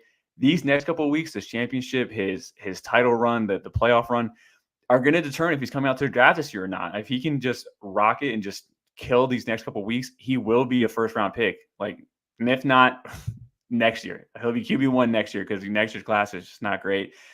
And I don't want anyone to forget, true freshman Roderick Robinson, running back for Georgia, 6 foot, 240. He's back from injury, right? Last week he got 2 rushing attempts, 37 yards. One that was a nice, very clean 36-yard run. It's against Ole Miss, but they like to rotate his running backs there at Georgia. So keep your eye on that true freshman there. See if you can get it going. Heading over to SMU Tulane. Look, the old saying, "Sticks and stones may break my bones, but words will never hurt me," is very true to this day because Navy physically broke Preston Stone's legs. So Preston Stone, I really looked forward to talking about you today, but I'll be looking for you next year, okay? So get healthy. Going over to Tulane, Michael Pratt. Look, Michael Pratt's not putting up the numbers we want to see, but he is throwing up those NFL throws, those nice ball placements with velocity, with touch, with anticipation. He's exhibiting some nice NFL throws, and he's already accepted his invite to the Senior Bowl. So we will be seeing him in the draft, and we will be seeing him at the Senior Bowl. Stay forward. Watch Michael Pratt against Tulane. And there's also rumors that Tulane's head coach is heading over to Houston. So kind of exciting for Houston as well. Our last game I want to talk about here, Michigan versus Iowa. There's nothing to talk about Iowa. All their tight ends are broken. The offense, I think the over-under is like 6.5 points, I think. So anyway, nothing to talk about on the Iowa side. But J.J. McCarthy. J.J. McMethy. No, not McMethy. Let's not do that. But anyway, J.J. McCarthy, right? These last 3 games, he's thrown for a total of 349 yards. 349 yards last 3 games. Since 2012, there has been 3 QBs drafted in the first round. This is a total of 37 QBs drafted that have never thrown for a 3,000-yard passing season. That is Trey Lance, who only played 1 season. COVID hit. He's been hurt. Probably not going to work out in the NFL. Not really his fault. The other one is Daniel Jones from Duke. And the last one is Anthony Richardson, who has very elite tools. J.J. McCarthy does not have the tools that Anthony Richardson has. He needs to step it up. I mean, if you want to be a first-round QB, you have to show us you're a first-round QB. You can't just be like, well, he's not making mistakes. Like, that's great. That makes him not a UDFA. He can do better than that, but we need to see why he's a first-round QB. J.J. McCarthy, you are running out of opportunities, and Iowa's defense is the perfect time to let us know what you can do. Look, guys, that wraps it up. Check out Back to Debbie. Mike Valley, we're out. This is it.